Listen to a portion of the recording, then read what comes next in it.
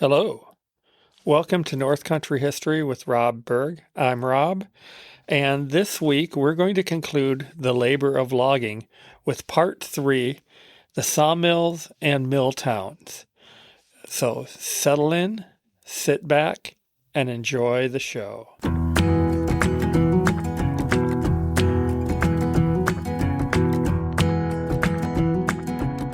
North Country History with Rob Berg, your podcast on the forest history of the Great Lakes region.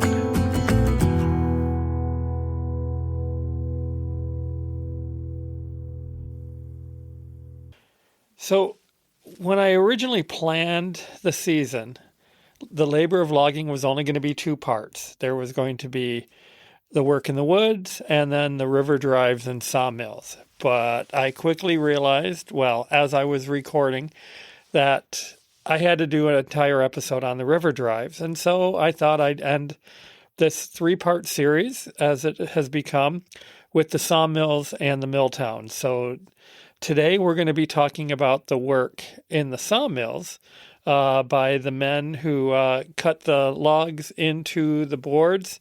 They did it really on a seasonal basis. It was traditionally always led to believe that this was work that could be done year-round, particularly once the railroads came into play. But really, the lumber lasted from spring through the fall into the early winter.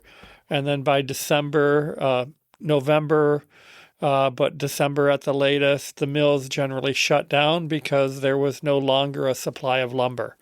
So we're going to talk about the men who worked in the sawmills, the wages they made, the hazards they had working in the mills.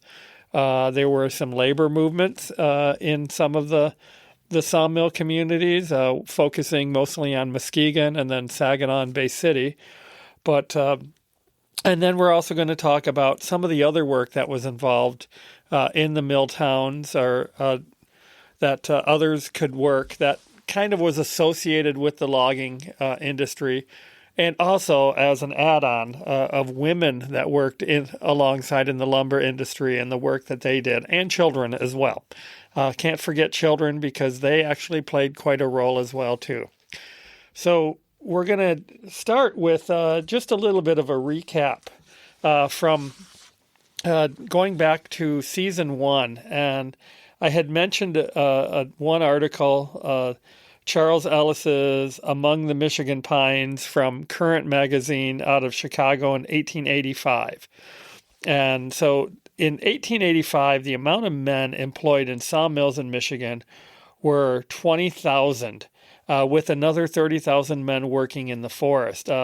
Combined, they made $15 million a year. So this was an important industry. I've always said, and I mentioned it in previous episodes of the podcast, that lumber was to Michigan in the 19th century as the automobile industry was to Michigan in the 20th century. It was the industry that powered the economy of Michigan. So this shows just a little bit how important it was. Now, with the lumber industry, it was certainly spread out. It did include Detroit and Grand Rapids, the 2 largest cities in Michigan, along with Flint, a little bit smaller.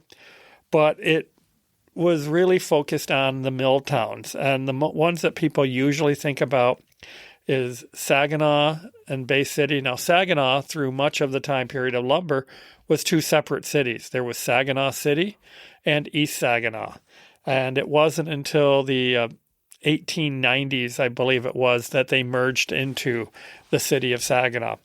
And then up or downriver, down the Saginaw River, which is up in a northerly direction to Bay City, was the mills in Bay City. That was an important sawmill center. And then the port to go out into Saginaw Bay and Lake Huron. And then across the state on Lake Michigan side was Muskegon. And Muskegon was also a very important lumber town.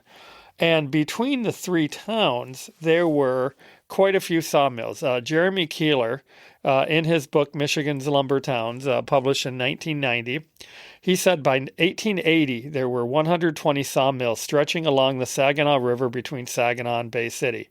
and nearly 50 sawmills surrounding Muskegon Lake. On the Lake Michigan side, a lot of the rivers didn't flow directly into Lake Michigan, but they flowed into a lake that was usually separated by a sandbar with a channel. Sometimes they had to dig channels through to make them large enough for ships out into Lake Michigan. And so these were the three biggest mill towns, but this does not include sawmills that were located in places such as Detroit, Port Huron, the twin towns of Oscoda and Au on Lake Huron, Sheboygan, on the Lake Michigan side, St. Joseph, Benton Harbor, Holland, Grand Haven, inland a little bit, Grand Rapids, Ludington, Manistee, inland in Cadillac, Traverse City, and up in the Upper Peninsula, Manistee, Escanaba, Menominee on Lake Michigan, and Ontonagon on Lake Superior, and numerous other locations across the state. You would get sawmills in places like Grayling on the Au River interior, but located on a railroad, and Grand Marais on Lake Superior, smaller mill towns, Munising, and throughout Michigan there were numerous small sawmills and sometimes large ones in small locations. I did the episode on DeWard at the end of last season, and that was a large mill located in a tiny town built specifically to clear out the lumber in that area. So these were, important parts of the industry. And with that, it meant that you needed a lot of men to do the work. And as I mentioned in here from Charles Ellis's article in 1885, there were 20,000 men working in the sawmills. And I had mentioned in the sawmill episode I did a few weeks back, a month or so back, that there were the various number of men that worked in the mills in Grayling for the Selling Hansen Company, and the mill at DeWard for the David Ward Estate. And, we're talking several hundred men working over a time span. Usually you're looking at probably 60, 80 to 100 men, employed at one time. But over the course of several years, you're looking at, 500, 700 men working in mills. And that was, when things were operating well. But when you had depressions, you had downturns in the economy, you had to lay off men, or men, they quit to seek better job opportunities, especially if the work that was dangerous, that there was always a turnover of men working in the mills. So that led, important with that certainly was the wages, the wages that were for the men. And I had always commonly heard through my years of interpreting lumber history at Hartwick Pines and other locations that in the forest, the men typically made, around a dollar to $1.50 a day working in the woods, $2 to $3 working on the river drives, and then about $3 a day working in the mills. It was dangerous work, but also out of that pay, they would have to pay for their own boarding, either in company-owned boarding houses, or, they had families and they rented homes, or, however they did that, but they had to pay for their own meals and for their, board as well, their room and board. So that turns out to not really be the realistic thing. In reality, most of the employees who worked in sawmills were unskilled. And according to Jeremy Keeler, that during the time period from the mid-1870s to the mid-1880s, the unskilled workers were made between $1.20 and $1.75 a day. So on par with the work in the lumber camps. But in the lumber camps, they were provided their meals. They were provided a roof over their head, a bed to sleep in.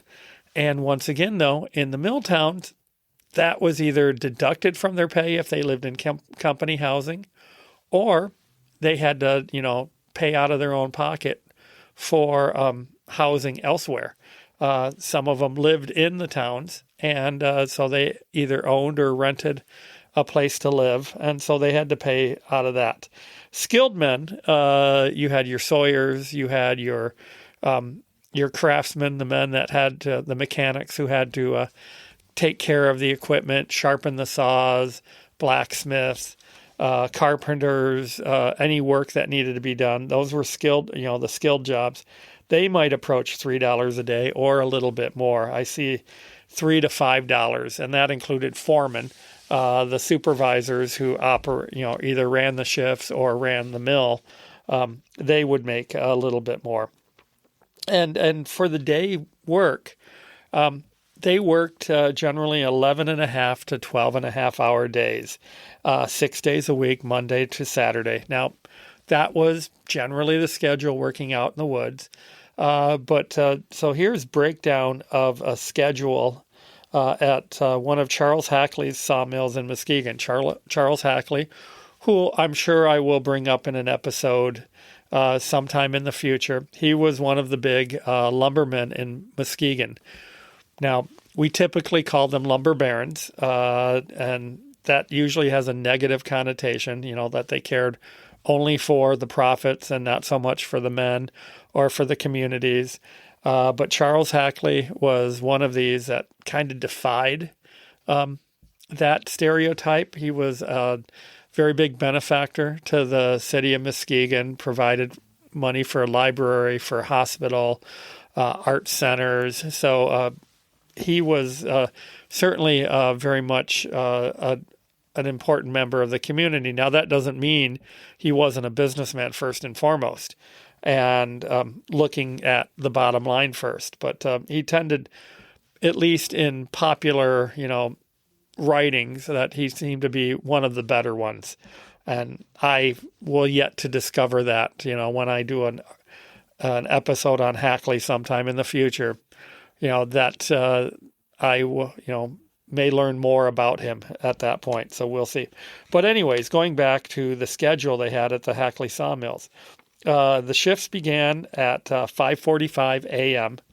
and they would work first 3 hours of the day till 8:45, and the men would get a 15-minute break. Now, this break wasn't because they cared about the men so much, but because they had to change out dull saw blades.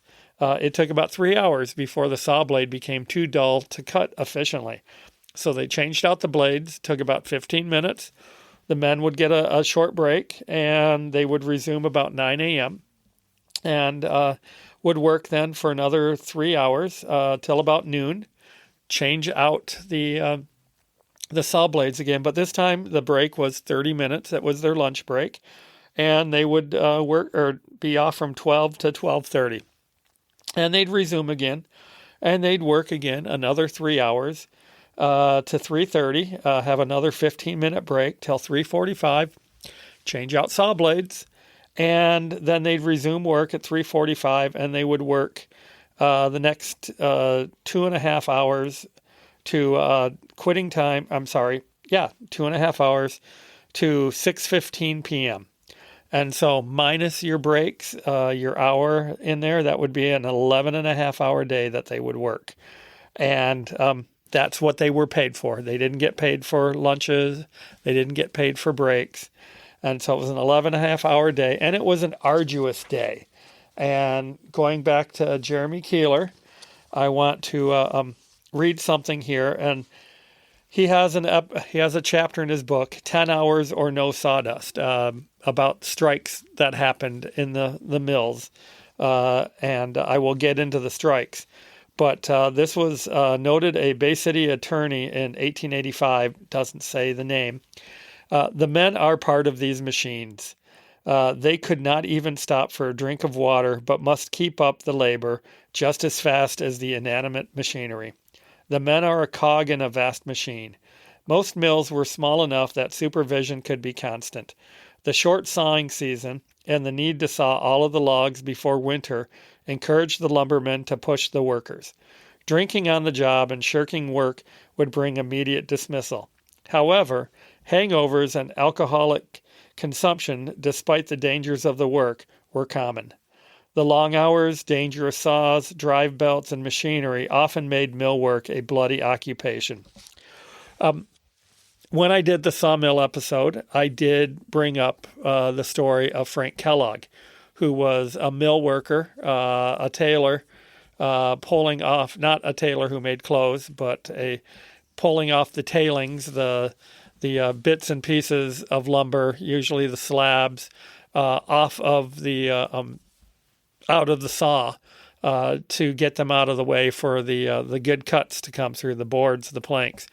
And one of the times when he was pulling one of those slabs out, one of the tailings, it got caught in the circular saw blade and it pulled him back into that blade. And this happened in 1898, July, I believe, from the dates that I had read off in that episode. I don't have that in front of me right now. But that pulled him right into the saw where he had a severe cut across his abdomen. And they bound it up with, dressings, with bandages. And he did not want to wait for the doctor to come. Instead, he lived nearby. This was in the Henry Stevens Mill in Waters in Otsego County. And he lived in Otsego Lake Village, just a few miles north. And there was the road that goes through there. It's now old US 27. Before the freeway, it was US 27, the main highway going up through the center part of the state. But at that time, it was just a rough dirt road, ruts and holes in it. And he was lying in the bed of a wagon, of a wooden wagon, and the vibrations of it on the road as he was being carried home, it opened up the cut in the dressings, and he bled out and died while in that wagon.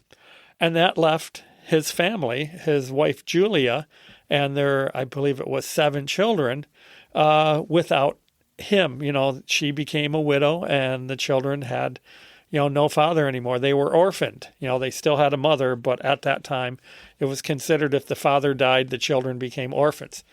And Julia had to go to work, working in a logging camp as a cook. And we'll get into some of the women's roles here later in the episode. And she had to farm out her children, except for the young infant that stayed with her. But her 2 eldest daughters worked as hired girls, domestic servants.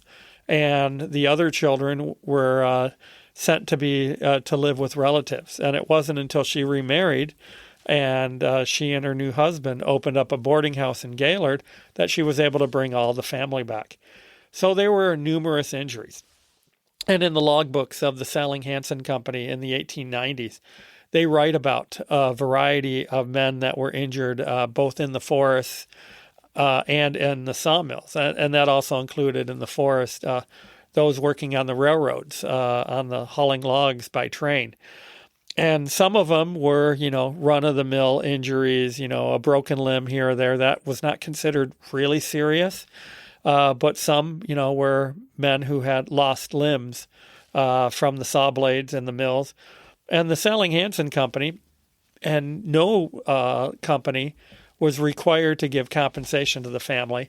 But the Salling-Hansen Company did. If the man survived, he was paid for, lost wages and a little bit of money to kind of help he and his family, get by while he's, hopefully recovers and can resume, if not in the same position, but a position of lesser, value because, now that you're, missing some fingers or, whatnot, that you might not be able to do the same job again, but there might be some other work you can do.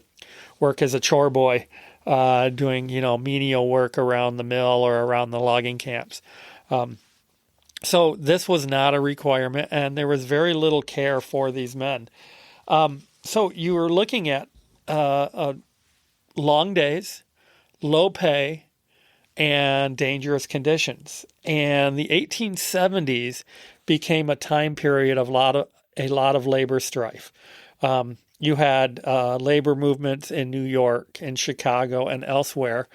And one of those organizations that started to raise the awareness for all of these, dangerous working conditions was the group, the organization, the Knights of Labor. They were not a union per se, but they were organizers, and they went to different places and tried to organize different employee or workers and different tradesmen in different jobs to organize to demand better working conditions, better pay, better hours, and that included the sawmills. And there were some unsuccessful strikes in the 1870s, but come the 1880s, things started to heat up. The 1870s, although they had tried to strike, there was economic depression really lasting from 1873, the Panic of 73 or Depression of 73, and it really went through to about 1877,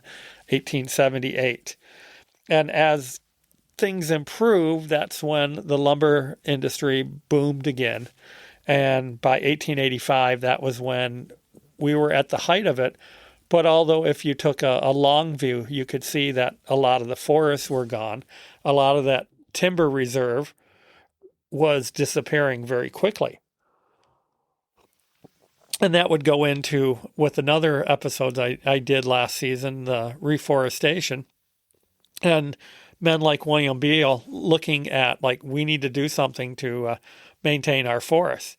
But the short view was, we still have plenty of pine. And Charles Ellis, in his article about Among the Michigan Pines, he definitely believed that in 1885 there was still decades worth of lumber yet to be cut in Michigan. And so he ignored what he basically called the naysayers, who thought that this was an industry that was running out of steam and would have to move on to other locations, go further west, Wisconsin, Minnesota, or the Pacific Northwest, going much further west.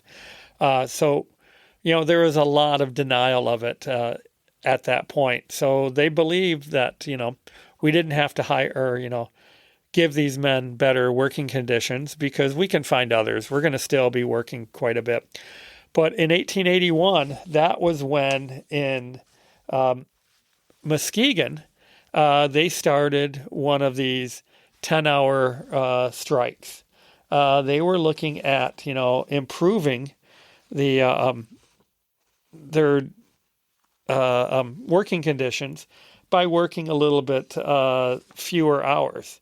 And so 10 hours or no saw logs is what they said in Muskegon. And 1881-82 was when they were striking there. And it was, basically was an unsuccessful strike. All of these strikes were in the end unsuccessful, though they did chip away here and there. They were able to get slight raises. They were able to get the working conditions improve a bit. But it wasn't until near the end of the 1880s that finally the mill owners, really being forced by state government to employ the 10-hour workday. But some of the things here I want to go back and read here, and I'm using heavily Jeremy Keeler's book, Michigan's Lumber Towns, as I mentioned, published in 1990, Wayne State University Press. Did the book. They did a lot of great Michigan books in the 1990s, early 2000s. They still do, but ones that I'm most familiar with in the lumber industry. And so he said here, the laborers in the lumber towns were at the mercy of their employers. Low wages and unsafe conditions could be maintained because the sawmills employed unskilled men, boys and young men, drifters, and a disproportionate share of foreign immigrants. Many of the foreigners were usually poor, unskilled, and ignorant of the American way of life. They were willing to accept jobs for lower wages and longer hours. The lumbermen knew this and promised jobs to Polish and French Canadian immigrants. In 1885, 60% of the workforce in the state's lumber industry consisted of foreign-born. All this had the effect of creating a constantly changing workforce. Immigrants brought into the sawmill work immigrants brought into the sawmill work habits and values they were not acclimated to. Let me reread this again. Immigrants brought into the sawmill work habits and values that were not acclimated to the industrial work ethic. They became victims of the system. Some, like the French Canadians, moved from place to place. Sometimes, like the Poles, adapted older patterns of work and life to the new society. Others, like the Dutch and German, shed some of their ways and adjusted to the entrepreneurial scheme of things. Although chafed at the restructuring of old habits and beliefs, and as a result, they sometimes collectively challenged the emerging socioeconomic system. The general passivity of the unskilled worker, though, was reinforced by the practices of the lumber barons. The frequent turnover of the labor force, the wholesale firing of disruptive workers, language problems, fines and penalties, and the opportunity to eventually escape the sawmill kept the workforce submissive. So it was difficult to organize these men, and particularly those who were, a lot of the foreign-born men. And, they were isolated. They lived in isolated communities, within the different cities. They had neighborhoods that were for the French Canadians, neighborhoods for the Poles, the Germans, the Dutch. What isn't mentioned here, there were also a large number of Irishmen who worked in many of the mills. Also in some locations, a lot of Scandinavians, Swedes, Danish men, as I mentioned in previous episode on the sawmills, that the Salling Hansen Company, with majority of the owners were natives of Denmark. They employed a lot of men from their own home country, from Denmark. So they were more insular in their own neighborhoods, ethnic communities, than they were working, as a whole labor force. And that's where the Knights of Labor and other organizers really tried to make the change here and have them, work together. The lumber workers in Bay City struck unsuccessfully in 1872, demanding a 10-hour day and higher wages. That was where it was. They attempted earlier. I'd said Muskegon, but it was Bay City. The mill operators immediately fired their workers and tried to run the mills by finding working men willing to meet their conditions. The mill owners tried to let the whole laboring community feel the burden of the strike. Angered and exasperated, Henry Sage was one of the mill owners and a big lumberman, next ordered that his supervisory staff members be fired because they probably secretly sympathized with the strikers. Doesn't sound like a whole lot of evidence there, but, that's what he did. In 10 days, imported skilled hands and Polish immigrant laborers had many of the mills back in operation. The 12-hour day remained, and the discontented demagogues, the sinister and selfish workers who created the strike, were debarred from work. In 1873, employees at the Tittabawassee Boom Company, talked about the boom companies last week, struck because of 12.5% wage cut. The strike was dealt with by simply replacing all the men. There were sporadic labor strikes in 1876, a salt block workers' strike in 1882 in Bay City, and a Cooper's strike.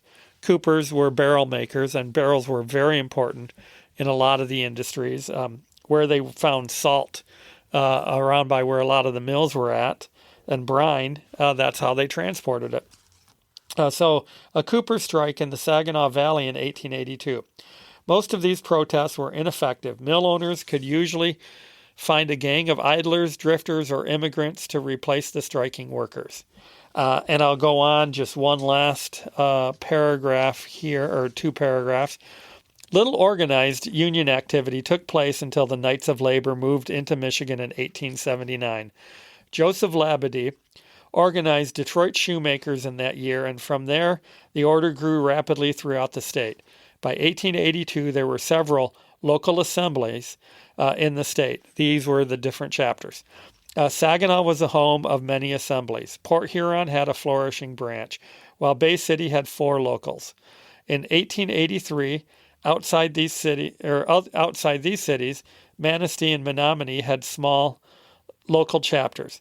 The Bay City District Assembly was the second largest after Detroit in the state, and Saginaw trailed Bay City and Grand Rapids. Muskegon sawmill workers had a couple of local assemblies before the 1881 strike. The Knights also had important converts in Muskegon and Saginaw. Oh, okay, no, I'm not going to read about that one there. Talking about a couple of politicians who got involved. But so by 1881, Muskegon mill workers decided it was time for them to strike. They needed that 10-hour workday. It was just very dangerous. The long work days, near the end of the days, they would be very fatigued. And that could lead to a lot of carelessness, and it would become very unsafe. And that's when a lot of the men, got hurt, was when they were very tired. You're pulling, slabs off of the line, off of the track there where the saw had cut everything, and you're just doing that back and forth all day, and it gets very tiring. And, it's easy to slip up to, get that, pulling it out a little too fast out of that saw blade. And that's where it can then, kind of pull you back in, like what happened to Frank Kellogg. As your stackers stacking the lumber out in the lumber yard, they would stack them high, and each level they would have, trying to keep to where when they would dry out there and try to keep things from getting wet. But, you start to stack that rather sloppily, and just think of a game of Jenga. And, if you don't stack them nice and square, that pile is going to start to teeter, and it could collapse and, land on somebody. And, you can see where somebody could be severely injured, get a concussion or another type of head injury there. Arms busted, legs busted, ribs. It could be, very dangerous with that. So that's what they were looking at to try to alleviate. So let's, go to a 10-hour workday. They did look at wanting to increase some wages and, improve safety conditions in there. But the main thing was the 10-hour day. It was not received very well by the employers, by the lumbermen, the men who own the mills, and yes, they pretty much locked out these men. Well, first of all, the men walked out and they shut down the place and everything, but then they tried to bring in strike breakers. You had what became known as scabs, the men that would come in, cross the picket lines and try to continue to work. But it was very difficult. And, this stretched into early 1882, and they finally were able to, break the strike. And, a lot of the men lost their jobs. Some were able to come back. But, they did give some concessions. They did, raise their wages a little bit. They did work on, making things a little bit, improving conditions. But 10-hour workday did not happen. So you can't say that strike was very successful. And lumbermen across the state of Michigan worried that it might happen elsewhere. And it did, but it took 3 years. And in 1885, that's when the Saginaw Valley struck. And I say the Saginaw Valley because it was in the Saginaws, Saginaw City and East Saginaw, and the nearby communities around them, Carleton, Zilwaukee, and the other small towns that had mills along through there. And then going up or downriver, like I said, it goes north, the river does, but flows downriver to Bay City, and you had the mills there in Bay City, Essexville, and all the other little communities around there too. As I mentioned, 1880, 120 mills between Saginaw and Bay City. So that's a lot of sawmills where they struck. And this was definitely a much more serious strike than the one in Muskegon. And the mill owners were worried. And one of the first things they did was they called in the Pinkerton detectives. And if you're not familiar with the Pinkertons, Alan Pinkerton, during the Civil War, was basically the starter or beginning of the Secret Service. He was hired by Abraham Lincoln or by the government, but to be Abraham Lincoln's bodyguard. And he had his own, service of detectives. And after the Civil War, they went national, the Pinkerton detectives. But what they really were, they were strikebreakers. They were hired by companies, particularly in the 1870s, the 80s, and beyond. 1913 copper strike up in the Keweenaw Peninsula was a very important time for the Pinkertons to be working. But they were hired to come in and to break strikes. And, they were what I want? Goons, basically. They came in and, they had pistols. They had other means. They did send men in undercover. If you've ever seen the movie, the Molly Maguire's about the Irish coal miners in Pennsylvania, Richard Harris and Sean Connery starred in the movie. Great film. But Richard Harris is an undercover Pinkerton detective who infiltrates into the labor movement in the mine there, coal mine town, that's led by Sean Connery. And so great film if you get a chance to watch it. Has nothing to do with lumber history, but a lot to do with labor history, and very similar to what was happening here in the Milltowns in Michigan. And so, they were going in there and they were trying to find out who are the leaders, how can we get to them, how can we, I say take them out, I don't necessarily mean by killing them, but by removing them from an important role and getting it to where the police can arrest them. And you had, in Saginaw, they deputized the Pinkertons that came in to become special police officers. So they were doing all of it wearing a badge, so it became legal. And then you had the governor of Michigan step in. Our friend, Russell Alger, who I had mentioned in the Kingston Plains episode, and he was an important lumberman in Michigan by the 1880s. He had been... he was governor of Michigan by 1885 and had been a company, a lumber company owner, the Alger Smith Company, that spread its wings far and wide. I came across evidence of them in Minnesota, actually, when I was on my recent trip, but also in Ontario and all over Michigan in both the Lower Peninsula and the Upper Peninsula. And he was part owner of a sawmill in Saginaw.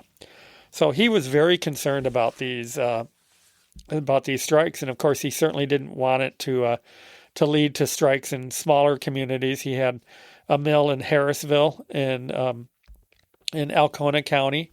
He had one in Oscoda Au Sable, sawmill in Grand Marais.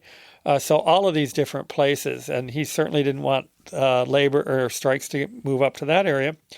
So he ordered in the Michigan State Troops, the forerunner of the National Guard.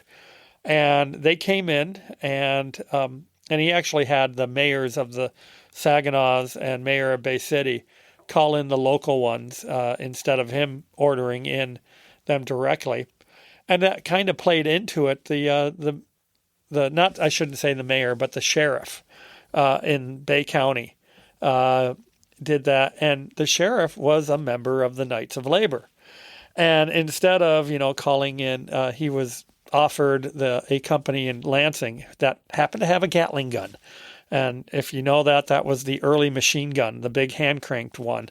And but instead he called the company officer, commander of the Essexville state troops, that was just outside Bay City, who also happened to be a member of the Knights of Labor. So here you had the sheriff and the company commander of the state troops that were basically in allegiance with the strikers. So Alger himself finally came into the Saginaw Valley. And after a few weeks, he removed the troops because he found that they were ineffective.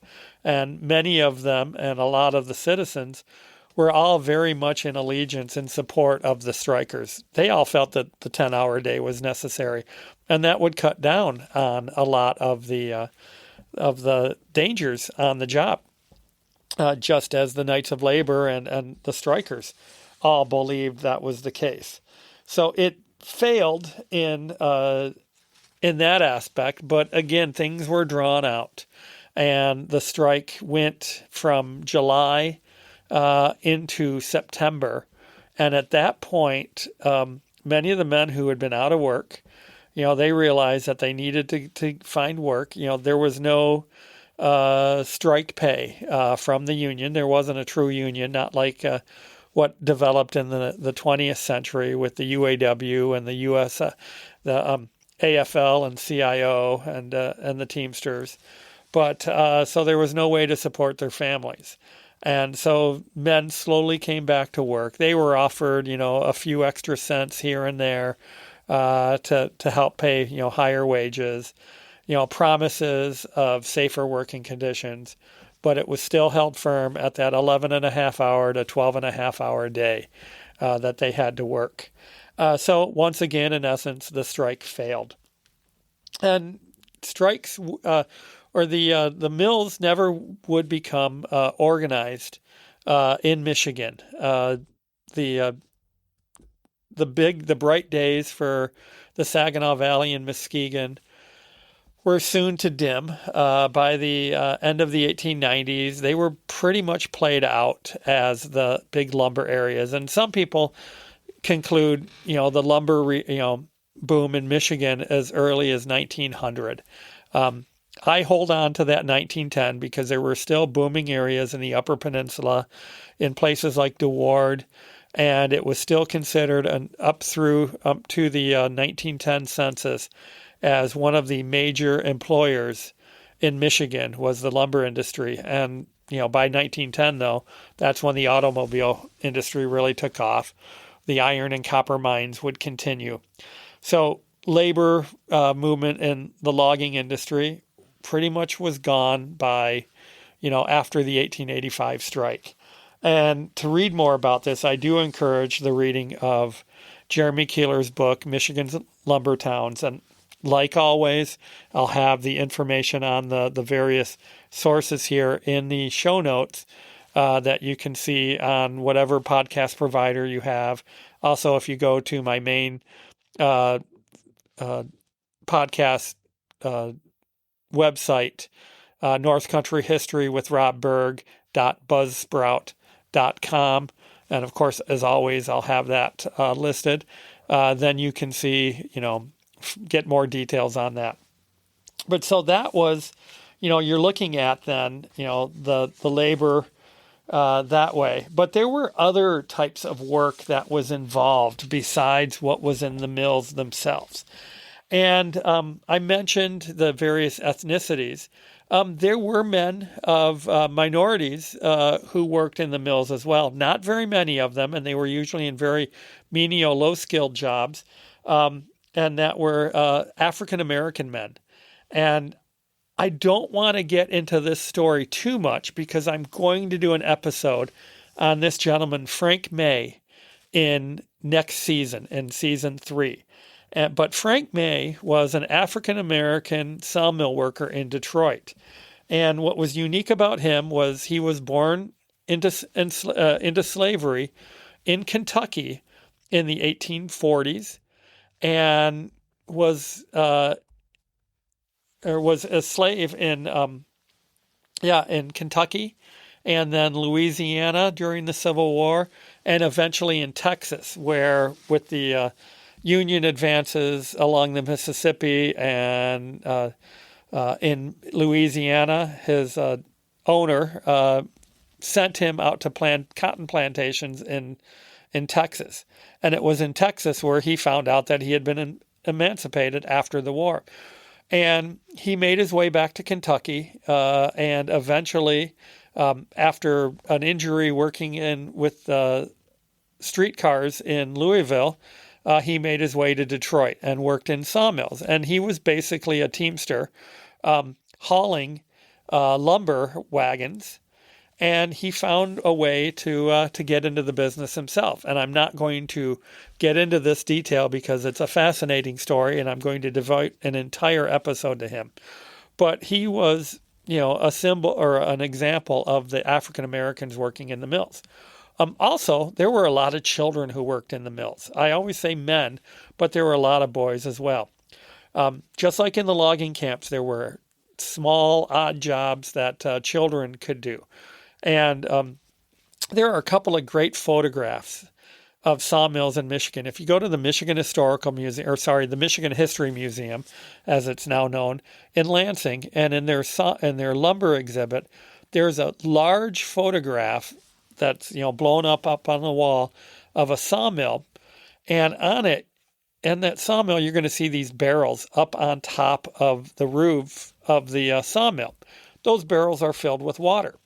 And what that was a fire suppression system. And they're sitting on a small platform of planks going across the spine of the roof there. And there's a lever on each side that if it connected to ropes, one on each side of the roof. And if there was sparks caught on a fire on the roof, a rope could be pulled to knock the barrels over onto that side of the roof to extinguish that fire. Same thing if it happened on the other side. The rope could be pulled from the opposite side or from that side and to pull to extinguish the fire on that side. And that was maintained by young boys. They would not be up on top pushing the barrels over, but you see the picture, you see there's the boys, some of them are posing up on the roof, but they were probably carrying buckets of water up to those barrels to fill them, to refill them. And they were maybe the ones that were manning that rope too, but they also worked inside. All the machinery was run by one big sawmill or one big steam engine, and it was connected with a shaft to the different things like the saw and other smaller pieces of equipment, and with leather belts. And those belts had to keep being greased, and so you had what was called the grease monkeys. And again, these were young boys, and they would be up on little catwalks up by where that line drive was at, and with the pulleys and the leather belts going in there on the shaft, and they would have to have rags with grease on there with oil, and they would have to wipe that down because if that leather got dry, it would start to get rough. It could chafe on there. Stretch and even get too hot and could catch fire. And so they were trying to keep that from that happening. Unfortunately, it was a very dangerous job. You had boys who's they're carrying rags, and the rag, if they're not careful, it could be caught on that belt and pull them into that, and it could be fatal. And I know of an accident that happened a number of years ago at a museum in Michigan. I'm not mentioning it. They don't need that publicity. 30 years, almost 40, I guess it was 40 years later now. But there was a person working at a steam engine at this particular museum and was killed by getting caught in the belt and pulled right into it and being crushed. So it still remains to be dangerous work. And even then, it was even more dangerous because you didn't have organizations like OSHA. You didn't have a lot of safety equipment. So these were very dangerous jobs. But also, you had fires happening all the time. The smokestacks, the sawdust burners, they all had spark arresters on there to try to keep sparks, hot ashes, from going out with the smoke. But they still did at times, and they could catch roofs on fire. They could catch piles of sawdust on fire, dry lumber. They could blow into the towns, and a lot of the streets were filled with sawdust to soak up the mud in the springtime, and it would get dry. They didn't, then shovel it out. They just let it kind of decompose there. So it could be very, very dangerous with that too. So all of this was issues. So you had the minorities working in there, African Americans, and there were other African Americans who worked in logging as well in camps, but it was very isolated because they lived uh, in the towns in segregated communities. It was hard to do that in the logging camps. But you had the children. But then again, also you had women working. They didn't work in the mills. I mentioned with Julia Kellogg working as a cook in a logging camp after her husband died and she was made a widow. You had that happen a number of times, or women who worked, after of their men who, their husbands were loggers who died or were crippled and couldn't, work anymore. And they would get hired to work as cooks. And maybe the husband, if he wasn't killed, could still continue to work in the camp in a lesser level as a chore boy, hauling water, firewood. But they were making menial amount of money then at that point for their jobs. But so there was also, and boarding houses, running boarding houses. That was also very important, particularly in the mill towns. That's where a lot of the single men lived, were in these boarding houses. And these were upfront good boarding houses because boarding house could also be slang for other types of businesses. And that's where we're going to fall into the final type of work that women did involved in the lumber industry. And that was prostitution. It was a way to make money. It was not illegal in most places at the time. And you had a lot of men with instant riches, at least for the short period when they made it to the mill towns at the end of the logging season. Some of them were mill workers themselves, but a lot of them were the men coming from the logging camps, coming from the end of the river drives that made their way to Saginaw, to Muskegon, to all the other mill towns. And, they had a lot of pent up adrenaline. They wanted to blow off steam. They wanted to have a drink. They wanted to have fun. And they wanted companionship. So this was part of the lumber industry, was the prostitution in there. And it was in those mill towns that many of them hit. So I'm going to go to another chapter of Jeremy Keeler's book, Lumbertown Enterprise, and I'm going to read the passage about Lumbertown entertainments. One logging practice that supported several less reputable enterprise was the spring and fall bender that, according to folklore, rocked the foundations of the lumber towns. Lumbertown entertainments, saloons, dance halls, and brothels offered services to the shanty boys who headed to town each spring after 6 months in the woods. A whole literature has developed about the self-indulgence and debauchery of the loggers. And though much is probably true, there is reason to suspect much of it is exaggeration. And I'll talk about one of those here afterwards. When the logging camps closed down in the spring, the hands were paid off. Though there were exceptions, tradition testified that almost every shanty boy's stake was usually spent in the river towns and in profligacy and intemperance. I know I killed that word. Profligacy, and somehow I cannot pronounce that correctly. And intemperance. John Fitzmaurice, logger, newspaper reporter, and temperance lecturer, wrote in 1889 that if there is an honest dollar spent more foolishly than another, it is frequently the dollar of the shanty boy. Fitzmaurice thought, perhaps accurately after having spent 28 years as a logger, that the transient lumberjack was innately thriftless when it came to the annual spring orgy. I have seen men in camp so mean and penurious that they would pull threads out of an old coffee sack to mend their worn-out socks. Half sole of a sock with a mitt, and a mitt with a sock. Go to their work poorly clad and suffer the worst pains and penalties the woods could inflict. Borrow, beg, and steal tobacco to keep their van bill down, and all to have a big stake in the spring. And when camp breaks up, they would go to town. First, the lad rigs himself out in a new suit of clothes and sports a cheap watch and a ring, and possibly a pair of patent leather shoes. He then meets a chum, and together they make for the low boarding houses. The hard-earned dollars roll away, till in 10 days or 2 weeks at the farthest, all of the boy's money is gone. His watch and ring is gone, the side is out of his new shoe. His new coat is torn down the back, and sick in body and soul, watching for some acquaintance to pass, from whom he may borrow enough money to take him back to camp. The saloon was the foremost enterprise that catered to the visiting shanty boys. These establishments were extraordinarily commonplace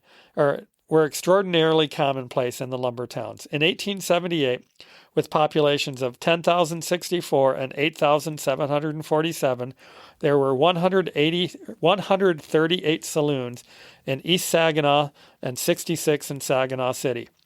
In 1860, a clergyman counted 84 grog shops in Muskegon, although by 1870, when the town numbered 6,001, the number of saloons had shrunk, perhaps more accurately, to 62. The Muskegon Chronicle recorded that there were generally 60 to 85 saloons in the city during the lumbering days. In 1880, when Bay City had nearly 27,000 residents, there were 162 saloons. Most of these were in Bay City proper, where, as Fitzmaurice recalled, in 1875, within a 300-foot radius of the notorious catacombs, 40 saloons could be counted. Anyone cognizant about facts, Fitzmaurice implored, will bear me out when I say that I have not exaggerated in the least. In Bay City and East Saginaw, saloons and cribs stood for blocks side by side. As soon as a trainload of shanty boys pulled into the station, runners, hired by individual saloons, met each man and offered wooden nickels or other inducements. The taverns to which the men trekked off were very considerably in respectability. They ranged from the usual dark and dank, sawdust-strewn, narrow brick building to the most elegantly decorated establishments serving businessmen. Most of the more disreputable grog shops were in zones of vice, far from the respectable portions of town. These saloons were usually along the waterways and offered more amusements than mere drinking. In Muskegon, the bars on Ottawa Street catered to the loggers and rivermen and were considered rougher than those along Western Avenue. East Saginaw's loggers frequented the establishments along Potter Street and nearby Water Street, although reportedly houses of intemperance or licentiousness were located throughout that city. In Bay City, the catacombs, a confusing series of interconnecting basements and exterior wooden walkways along the river at 3rd Street, had been immortalized in lumbering lore for its violent and debauched clientele. The catacombs and Muskegon's Canterbury House epitomized the extremes of saloons, resorts, and gambling dens. The Bridge Block was perhaps the most infamous of the structures in Bay City's catacombs. It is described in vivid detail by Fitzmaurice in 1889. Here were found every facility for drunkenness, debauchery, and gambling. All are singly associated with deeds of robbery and even murder. Here in the darkness made visible by the flare and glare of dirty lamps day and night alike, were found congregated the lowest and most degraded of both sexes. Here the most horrible and obscene orgies were carried on with perfect impunity, for woe to the officer who alone would attempt a raid upon the catacombs. It was virtually as much as his life was worth. The second story of the building was occupied by saloons, a trifle more respectable than that in the pit beneath. It fronted upon Water Street and carried an air of outside decency, but within the vileness was simply unspeakable. Here every convenience was afforded for fleecing the shanty boy with liquors of every description, from the best Hennessy brandy to the fatal black bottle drugged for the final drink, to be given the poor fool who would then be thrown upon the street penniless. Pretty waiter girls were in attendance, and every one of whom was a prostitute of the most depraved and unscrupulous class, with her apartments in the same building where her fascinated dupe would soon unload his winter's steak. In the third story was a variety theater, where the plays presented were of the character suited to the vilest and most depraved taste, and the wine room attached to it was the receptacle of rotten moral corruption impossible to ever hear hint at. The Canterbury House, outside Muskegon proper, contained many gambling tables. a large hall with stage and orchestra pit, a bar room, and about 36 rooms on the second floor. Rousing dances, boxing matches, cockfights, and other sporting events were held at the Canterbury. Because of its distance from town, it not only escaped police raids, but also catered to some of Muskegon's prominent citizens. Establishments favored by persons other than the Shanty Boys included Herman Voss's Saloon and George Schubert's establishment on Western Avenue in Muskegon. These places were larger, orderly, and well conducted. Little hard liquor was sold here, the free lunch was good, and one could always join a game of cards or billiards. Other saloons were known by their clientele. The Dynamite Saloon on Ottawa Street was the rendezvous for booming company employees in Muskegon. Fishermen, railroad workers, and dock wallopers in Bay City and Saginaw had their favorite haunts. Billy Taylor's Saloon in Muskegon was a gathering place for politicians.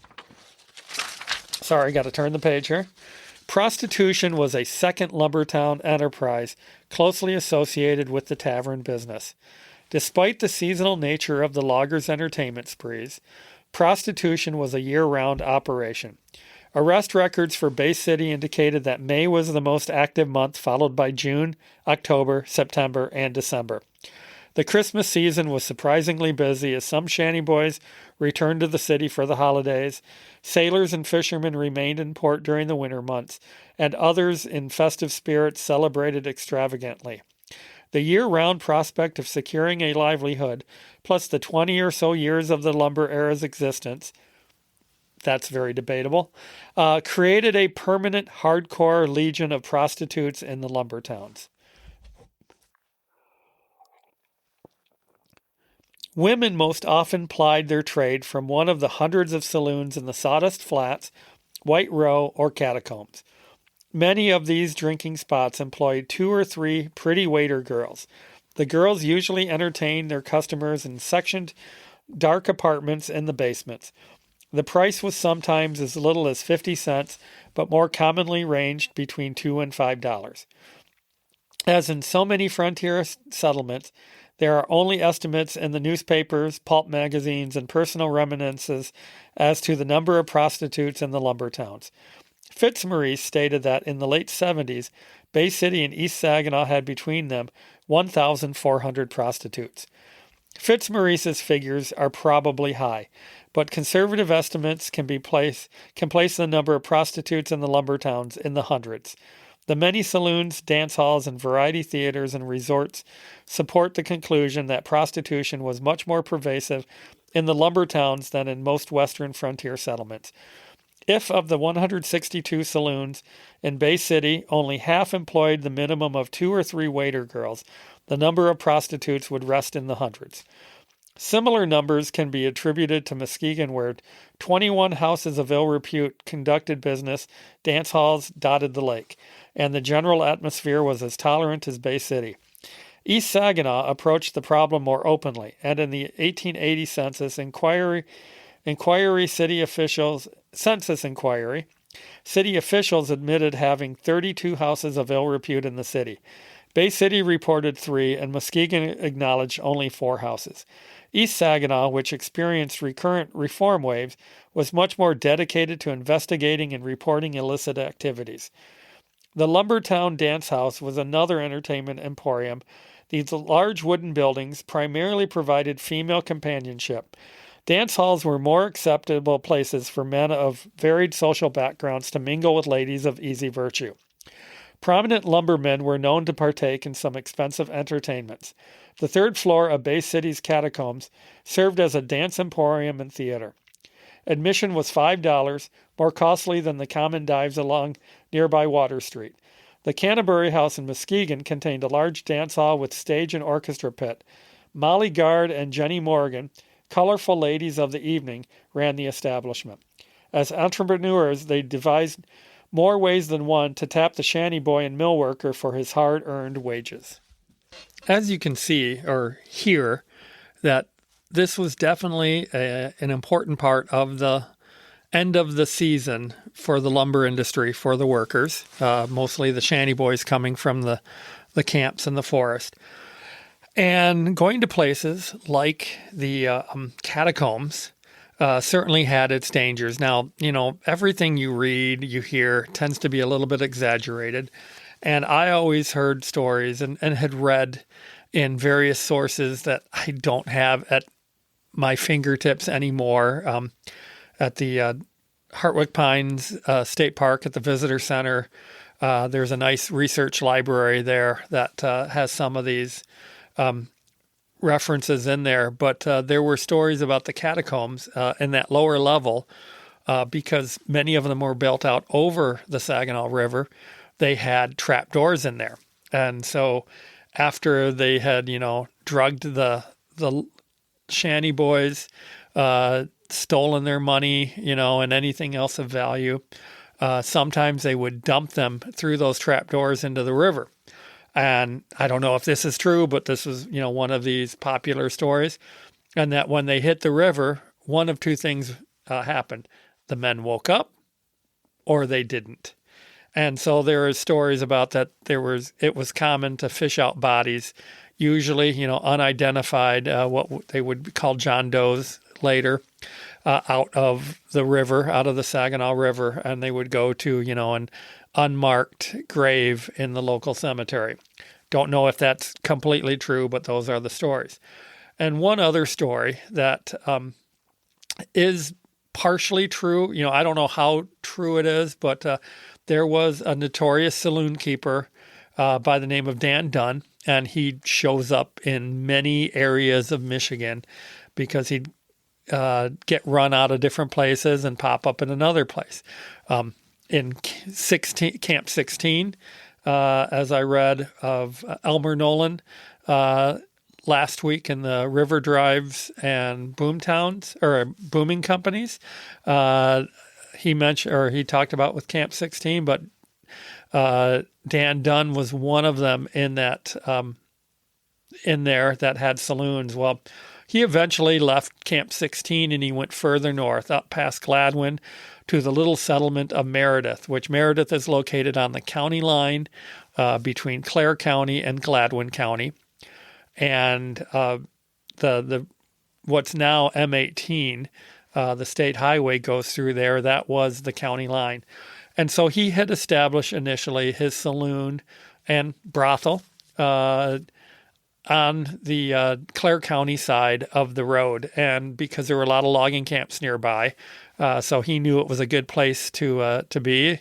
And because on Saturday nights, the men not having to work Sunday, they would head off from the camp, go into Meredith, go to his saloon, and there were probably other establishments, have a drink, and enjoy the company, a female company.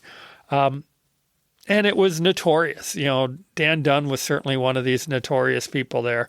And so he had this successful saloon, and he had bribed the Clare County sheriff to kind of leave him alone so he could, continue his business there. But as the story goes, there was an election year, and some had kind of intimated there to the sheriff that maybe you won't get renominated for sheriff. We'll choose somebody else who's going to crack down on these vices and crack down on men like Dan Dunn. And so he raided Dunn's place or was planned on raiding Dunn and, shut down his place there in Meredith. Well, Dunn got word of it because, that's how it happened, that you'd find out about it long before it was going to happen. And so he jacked up his building, put it on some rollers, I don't know how it was, and had a couple of teams of horses drag his building across the road from Clare County to Gladwin County, where he subsequently paid off the sheriff of Gladwin County to leave him alone. And so that became, that was a well-known story about Dan Dunn and Meredith. And eventually, the logging industry moved on past Meredith, and Dunn ended up in the Upper Peninsula, I believe up in Seney, which was another one of these so-called hell towns or sin towns in the lumber industry. So what if those were true? You got to take them with a grain of salt. There has been a lot of research done on this, and I know of somebody who did research on the prostitution in the lumber industry, and I need to contact her and see if she could, maybe be a future guest to talk about something like this. I don't know if that's a possibility, but I'll have to look her up. She's an old colleague from my days with the Michigan History Center. So just kind of wrapping it up, yes, there was involvement of the sin, the vices in the lumber industry in the mill towns. But overall, the labor involved in the mill towns and the sawmills was hard, dangerous work. Mostly men, young boys, as I mentioned there, women involved. And the work the women did certainly was, dangerous work too. I'm sure there was a lot of violence towards women in the brothels, in the saloons, in all the various locations where they worked. Why did they work there? Mostly out of desperation. It's the stories you hear from, in the Wild West, the women who worked in the brothels and the saloons, it was usually a last resort type of job. And, but in general, labor was very important for this industry.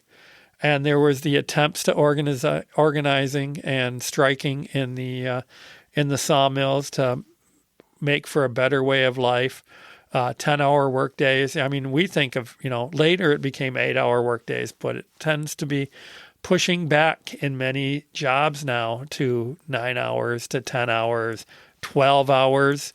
I know of people in different industries have 12-hour shifts, and going back to that dangerous work conditions. So I hope you've enjoyed the 3 parts here of labor of logging. And, yes, we ended it on not so much logging, but it was still labor force. And it was, an aspect we need to think about. And it wasn't just the cutting of the trees, the money that was made, but it was the people involved with that, putting a human aspect on that. Environmental history is not just the resources, but it is how we work with that resource. So that goes into social history, that goes into labor history, into economic history. So that is kind of the whole focus of my podcast. So I've run on much longer here than I thought I was going to. So I'm going to just finish, tell you next week's episode will be the official ending of season 2, episode 15. And it is going to be a recount of my 2025 podcast tour and my tour up through the northern lower peninsula, the upper peninsula, Wisconsin and Minnesota, and then returning back through. And just telling you a little bit about what I learned, where I went, what my experiences were. And I'm going to tell you that almost all of season 3 that will debut in January will be devoted to topics from my podcast tour. There will be a couple of exceptions. Frank May, as I mentioned here already in this episode, will be one of them. And there'll be a couple of other that will, be something other than my podcast tour. Because some of the things I learned, I'm going to save for future episodes from future seasons as well. So thank you for listening. And I will be talking to you again. And thanks a lot. And goodbye.